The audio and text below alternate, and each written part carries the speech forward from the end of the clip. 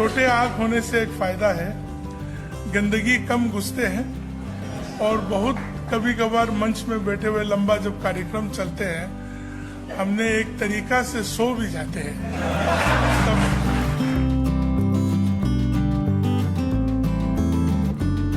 नमस्कार, मैं हूं आपके साथ नम्रता शर्मा। तेमजन इम्ना अलोंग, ये नाम आजकल बहुत ज्यादा सुर्खियों में है। नाम लेने में थोड़ा सा टिपिकल है, लेकिन लोग फिर भी सर्च कर रहे हैं। गूगल पर उनके बारे में तरह तरह की बातें सर्च की जा रही हैं, जैसे कि क्या वो शादीशुदा हैं या नहीं, अगर शादीशुदा हैं तो उनकी पत्नी कौन है, उनकी लाइफ, उनका बैकग्राउंड, और ये सारी चीजें लोग सोशल मीडिया पर सर्च कर रहे हैं। कौन है तेमजन, ये हम आपको इस रिपोर्ट में बताएंगे, लेकिन उससे पहले आपको बता देते हैं कि उनका एक वीडियो सोशल मीडिया पर बहुत जबरदस्त तरीके से वायरल हो रहा है और इस वीडियो के वायरल होने के बाद से ही लोग उन्हें सर्च कर रहे हैं। इस वीडियो में दरअसल वो छोटी आंख होने के फायदे बता रही हैं। अक्सर आपने देखा होगा कि नॉर्थ ईस्ट के लोगों का छोटी आंखों को लेकर मजाक उड़ता है।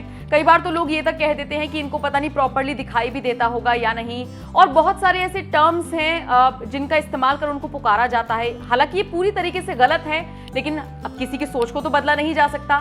तो ऐसे में जब उन लोगों का मजाक उड़ता है तो निश्चित तौर पर किसी का भी मजाक उड़ेगा तो उनको बुरा ही लगेगा। तो ऐसे में उन्होंने यानी कि तेमजन ने एक वीडियो अपना शेयर किया और इस वीडियो में वो बता रही हैं कि छोटी आंख के फायदे क्या होते हैं। जिस मजेदार अंदाज में उन्होंने जवाब दिया और जिस तरह से उन्होंने हिंदी बोली, यकीन मानिए हर तरफ वो छा गई। जबरदस्त हिंदी बोलते हुए उन्होंने बताया कि कैसे छोटी आंख होने के फायदे हैं, मतलब कि उसमें गंदगी कम जाती है, वो कहीं पर सो रहे हो तो किसी को पता नहीं चलता। बहुत मजेदार ये वीडियो है। पहले आप ये वीडियो ही देखिए और उसके बाद आपको विस्तार से बताते हैं कौन है तेमजन। लोग कहते हैं पूर्वोत्तर के लोगों की आँख छोटा है, हमारी आँख भी छोटा है, मगर देखने में बहुत अच्छे तरह से देख सकता हूँ।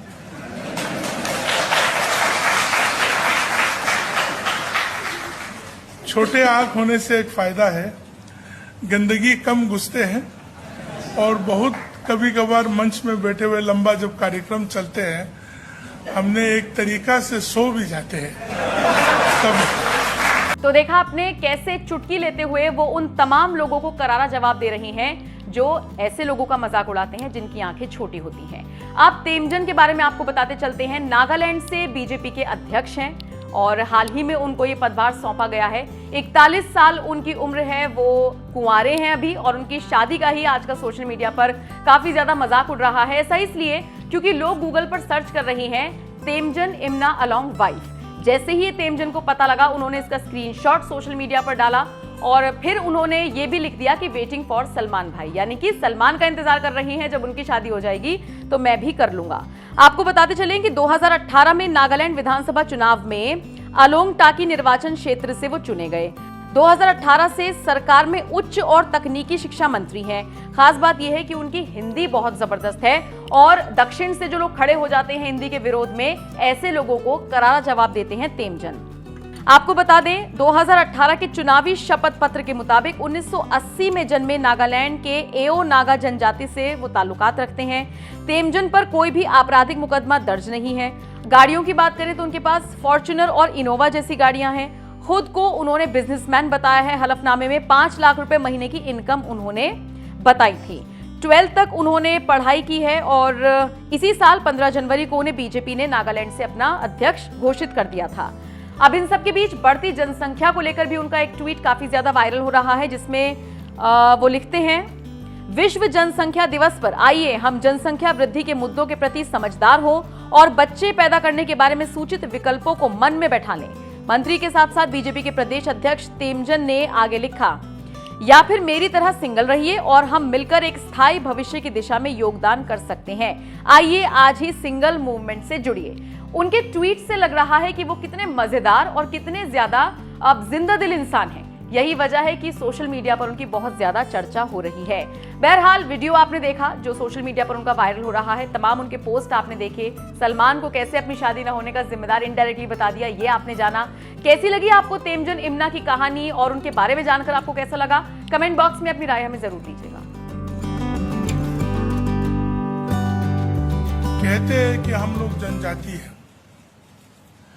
बहुत बार अगर हम अपने विषय में अपने सोच विचार के बारे में हम बताएंगे तो आप सोचेंगे कि भाजपा का अध्यक्ष है नागालैंड का तो वो भाजपा वाला बात बोल रहा होगा, मगर वैसा नहीं है।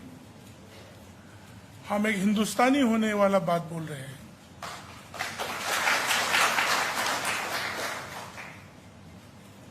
सुनील जी को मैंने कभी ये नहीं कहा, मैं हमारे वशिष्ठ बाबूलाल जी को हम कह रहे थे कि हमारे साथ ऐसा हुआ था जो उन्होंने बताया। हम 1999 में ताजमहल देखने गए थे।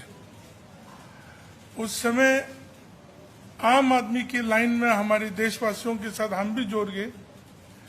इतना लंबा लाइन में रुकने के बाद जब काउंटर पहुंचा, मुझे 2 आदमी लेके दूसरा लाइन में लेके गया। मुझे मालूम नहीं था, मगर उस समय में घुसने के लिए $20 लेते थे।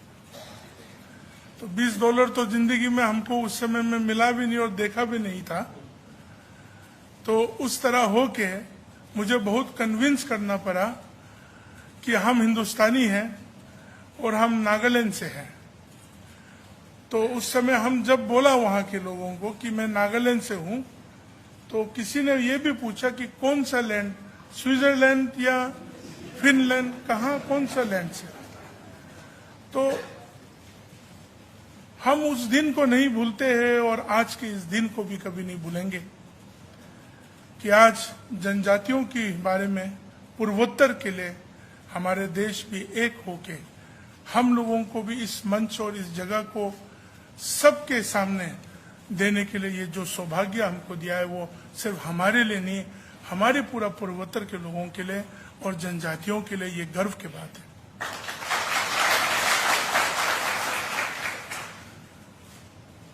छोटी छोटी बातें हम याद करना चाहते हैं।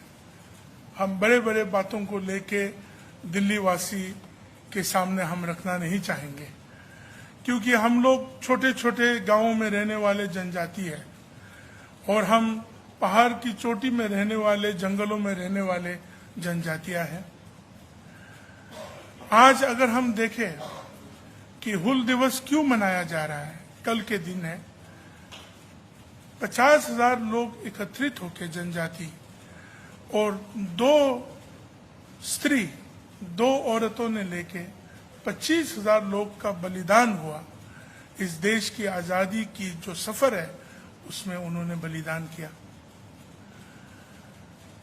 हम नहीं जानते थे कि इतना लोग ने भी बलिदान किया क्या। उसी तरह हमारे राज्य नागालैंड में भी कुछ बातें हैं जो आज तक उभर के नहीं आया, जैसे कि सुभाष जी और उनकी सेना जो है नागालैंड में फेक डिस्ट्रिक्ट की छोजुबा इलाका तक पहुंच के आया।